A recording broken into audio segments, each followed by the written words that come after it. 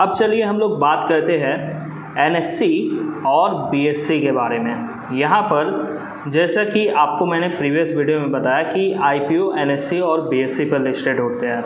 अब यहाँ पर आपके दिमाग में डाउट आता होगा कि एनएससी क्या है और बीएससी क्या है। तो यहाँ पर आप जान लीजिए, बीएससी का मतलब हो जाता है बॉम्बे स्टॉक एक्सचेंज और एनएससी का मतलब होता है नेशनल स्टॉक एक्सचेंज। तो यहाँ पर ये दोनों ही स्टॉक एक्सचेंजेस है और यहाँ पर ही आपके शेयर मार्केट के रिलेटेड जो भी ट्रेडिंग, बाइंग, इन्वेस्टिंग, सेलिंग होती है वो सब इन दोनों स्टॉक एक्सचेंजेस की तरफ से ही होता है। यहाँ पर आप जो भी बाइंग सेलिंग कर रहे हैं वो सब इनके प्लेटफॉर्म पर ऑर्डर प्लेस हो रहा है और वो फिर एग्जीक्यूट होकर आपके अकाउंट में आता है। यहाँ पर अभी जैसे आपके स्क्रीन पर जो इमेज शो हो रहा है वो है बीएससी बिल्डिंग। यहाँ पर बीएससी यानी कि बॉम्बे स्टॉक एक्सचेंज। यहाँ पर बॉम्बे स्टॉक एक्सचेंज की खासियत ये है कि ये एशिया का सबसे पुराना स्टॉक एक्सचेंज है। बॉम्बे स्टॉक एक्सचेंज की स्थापना 1875 के आसपास में हुई थी और ये भारत का भी सबसे पुराना स्टॉक एक्सचेंज है, यानी कि अंग्रेज़ों के समय से ये स्टॉक एक्सचेंज चलता आ रहा है। यहाँ पर 1992 तक मार्केट में एक लौता ही स्टॉक एक्सचेंज था और वो था बॉम्बे स्टॉक एक्सचेंज।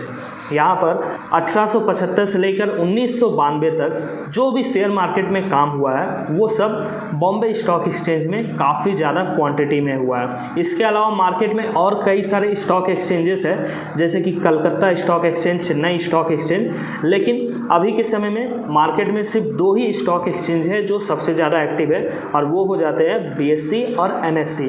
यहाँ पर बीएससी मार्केट में सबसे पुराना स्टॉक एक्सचेंज है और एनएससी जो है वो 1992 के समय में मार्केट में आया था और इसका जो काम था वो 1994 से शुरू हुआ था। अब आपके दिमाग में डाउट आएगा कि पहले से जब एक स्टॉक एक्सचेंज था तो दूसरे स्टॉक एक्सचेंज की ज़रूरत क्या पड़ी। तो यहाँ पर मैं आपको बताना चाहूँगा, आपने यहाँ पर सुना होगा हर्षद मेहता का स्कैम। ऐसे बोलकर एक स्कैम था जो कि हर्षद मेहता के नाम से जाना जाता है। यहाँ पर ये जो स्कैम था ये बीएससी के ऊपर ही किया गया था और 1992 के साल में किया गया था। यहाँ पर ये स्कैम एक्सपोज होने के बाद मार्केट में ज़रूरत पड़ी एक न्यू स्टॉक एक्सचेंज की, जिसका नाम पड़ा नेशनल स्टॉक एक्सचेंज। यहाँ पर आप डिफरेंस जान लीजिए बीएससी और एनएससी में। यहाँ पर जो बीएससी है वो शुरुआत के समय से काफ़ी ज़्यादा प्राइवेट इंडिविजुअल्स के हाथ में था, यानी कि प्राइवेट इंडिविजुअल्स और प्राइवेट कंपनीज बीएससी को कंट्रोल करते थे। यहाँ पर सरकार का कोई भी कंट्रोल नहीं था, जिसके कारण से कई सारे स्कैम्स मार्केट में निकल कर आए थे। इस कारण से एनएससी की शुरुआत है। जैसा कि देखिए ये है एनएससी की बिल्डिंग। यहाँ पर एनएससी मार्केट में 1992 के समय में आया और 1994 से इसका काम शुरू हुआ। एनएससी की ओनरशिप की बात करें तो यहाँ पर जो ओनरशिप है वो नॉर्मली बैंकिंग कंपनीज़ के पास है और एलआईसी के पास भी है, जिसके वजह से ये एक तरीके से सेफ स्टॉक एक्सचेंज बन जाते हैं कंपेयर टू बीएससी। बात करें यहाँ पर कौन सा स्टॉक एक्सचेंज बेहतर है, तो यहाँ पर मैं आपको बोलूँगा कि ये दोनों ही स्टॉक एक्सचेंज बेहतर है और लगभग एक जैसे ही ट्रेडिंग इन दोनों स्टॉक एक्सचेंज में होती है। बस अंतर इतना है कि एनएससी थोड़ा सा गवर्नमेंट तरीके से काम करती है या फिर पब्लिक इंटरप्राइज के तरीके से काम करती है और बीएससी थोड़ा प्राइवेट तरीके से काम करती है।